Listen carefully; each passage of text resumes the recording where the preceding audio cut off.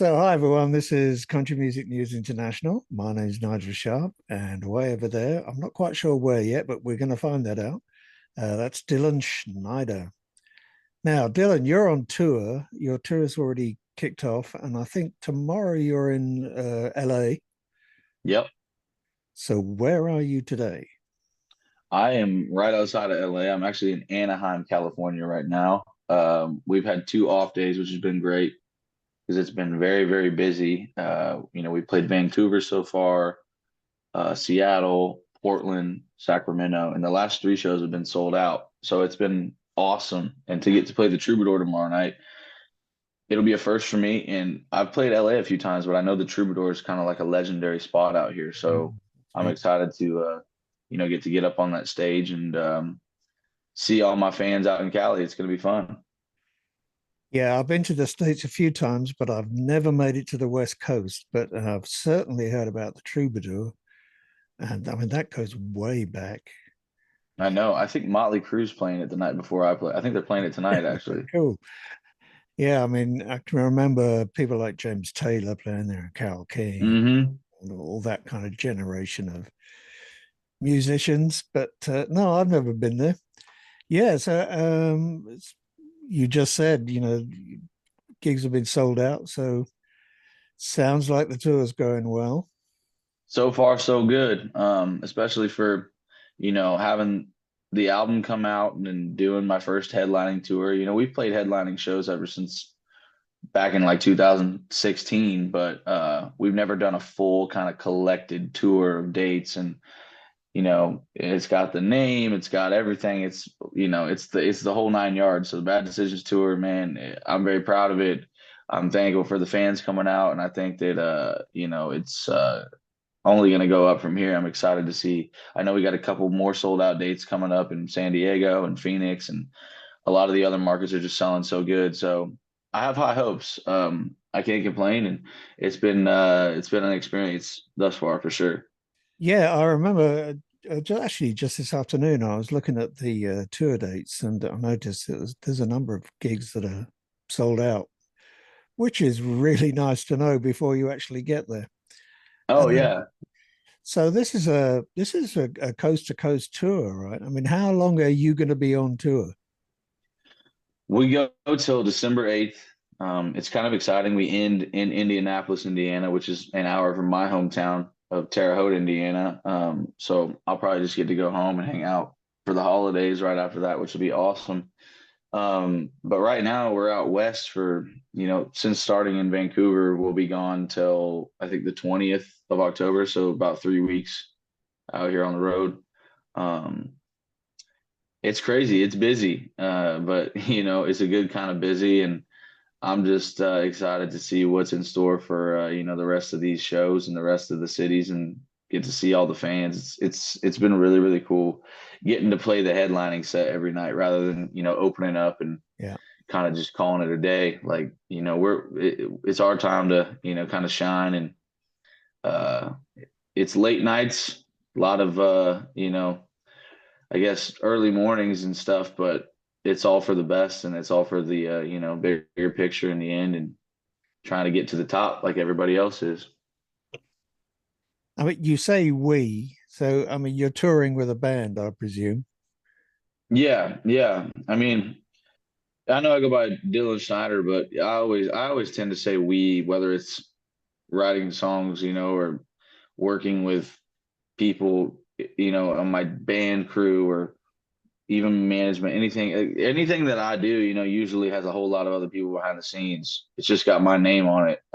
So I kind of talk in that way typically, and I always, I'm grateful for having everybody behind me. But yeah, I got a band and I got, my crew, I got my photographer, everybody out here. So, Yeah. we've been having a couple of off days, which have been very fun and a lot of good, hang time with all the guys. Uh, but yeah, it takes it. You can't do this alone. It takes a team. It takes a village. So those are when I say we, I mean everybody behind the scenes and everybody that's kind of helping make all this possible. Now, you've also got your debut album. It's not your first release, but it is the first album. Yeah, first full length. and that's Puzzled. Yes, sir. And I've actually got this on my other screen here. I'm just like looking on the Spotify page. I've got 16 songs listed here. Yes, That, sir. that is a lot of songs for, Yo, for like, any album, you know? yeah, there was potentially going to be 18. A couple of things didn't work out with other artists, and we were going to do a couple collaborations, but I think we're going to save them for number two. But yeah, I thought anywhere from 15 to 20 would be great, and 16 kind of ended up being perfect anyway. And I didn't even think about it. Like the year I moved to Nashville and started writing songs, I was 16 years old. So I was like a couple of days ago, somebody was talking to me about it, and I was like, oh, that's kind of crazy. It's a little subliminal, meaning behind it maybe. But I'm glad that it ended up being what it was, and I'm proud of every single song. Yeah, I mean, back in the day, that would have been a double album. You I know, know, right? It's a big album. I remember buying these, like, the vinyl albums in a double cover, and that was really exciting. Yeah, there'd be two vinyls in there for sure. Yeah, absolutely. Yeah, so I mean, one of the things I like to do when I sort of listen to people's music is if it's an EP or whether it's an album, whatever, it's like, can I pick a favorite? And it was really hard with this album because one, Yeah, there's so many songs, and of course, there's a lot of good songs on it. I did actually kind of pin it down to two, and okay, that would be the title track, Puzzled, and the other one was Better Than You Left Me, which okay. I just like the story to that. I like the title.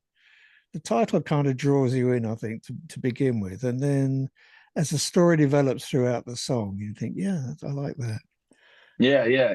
I think I literally, it's so funny. That's one of the songs, even Ain't Missing You. Everybody says Better Than You Left Me is kind of like the cousin of Ain't Missing You. Like it's Right. like the next step. And both of those songs I had written, I think, for over a year or so, and they were kind of just chilling. And finally we decided to put both of them out, and they've had the best fan reaction and like social reaction across the board, which is crazy.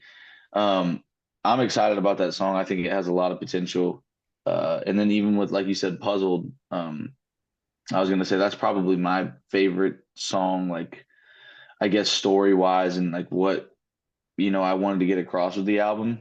uh and it was just nice to finally get to share some of the things that I hadn't really addressed or talked about over the years, and let people know a little bit more about my story. But yeah, I mean, those are two great picks, man. I got to tell you, like I love every single one. I Sure. wrote every single one on there, so I don't really not like any of them. I'm a fan of all of them myself too. So that's cool though to hear that you like those two. I think songs, because I mean, I'm a musician myself. I mean, songs are like your kids, or your pets. You love Exactly. you love them all, even if they have some faults or whatever. But Yeah, the hardest question I've been being asked ever since this album came out is, "What's your favorite one?" I'm like, I don't no, know. It changes almost every other day. They're all my favorite. I like all of them. I wouldn't have released them if I didn't like them. yeah, no, that's a key point.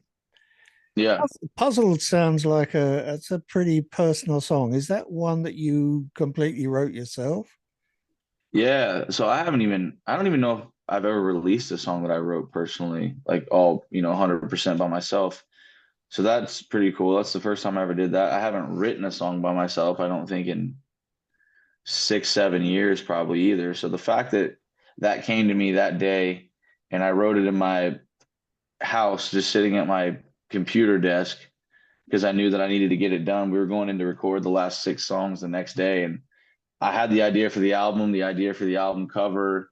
I knew I wanted to write the song, what I wanted to say, and it just wasn't done yet. And I was like, oh, they're like, well, we need to have the song if we're gonna record it. And I was like, all right. Well, I had texted Hardy about it, and I wanted him to help me write the song. And then I was like, oh, we haven't gotten back to each other. It was like 2 days before that, so we hadn't heard anything. And I was like, maybe I'll just do it myself, and ended up coming together in about like an hour. And I sent it to everybody, and they were like, man, this is really good. And I think I got what I needed to get across, and I'm very proud of it. It's the most vulnerable and I guess honest and like it's like an autobiography of the last, 8 years, 4 years of my life, everything that's happened in those times. Sonically, it's quite different to the others as well. It's just much more sort of gentle acoustic sound. Yeah, yeah, it's definitely a lot more organic, and that's what I wanted it to be. I mean, I still like the original, just me and my guitar on Mm. my iPhone voice memo work tape that I did, and played it for the band, and then they turn it into what it is. Another thing I noticed on the Spotify page, looking at the monthly listeners, which is like a lot, nine Hmm. 987,057, according to Spotify, of which a lot are from Australia, which kind of brings me to my next question, which is, future tours. Would you consider touring Australia? Would you consider touring Europe? It's so funny you asked that, man. I was talking to somebody just a minute ago, and I know Europe. I think we're trying to line something up for next year for sure. Yeah. Because we got to go over there this year, and I finally got to go to Germany for the first time. The Netherlands. Got to go back to London. I would love to go see everybody over there. I want to go to Ireland, Scotland. There's a couple places we haven't been yet. I think we're gonna do something over there. And then I said Australia as well is another spot that I know I got a lot of fans, and country music is thriving. Yeah. So I'm hoping next year we get to do that too. I know they do the big CMC Rocks thing down there. I've been hearing about forever. I haven't got to play it yet, but those are my two. I definitely want to get back to Europe. Definitely want to go down to Australia next year and play a whole lot in the U.S. for sure too. But yeah, internationally, I'm hoping we can line it up and figure it all out. So I think that's going to wrap it up for us this evening. Thanks very much for joining us. We really, really do appreciate that you take the time to do this. Okay, so you take care, and well, we'll look forward to seeing you over here, hopefully in 2025.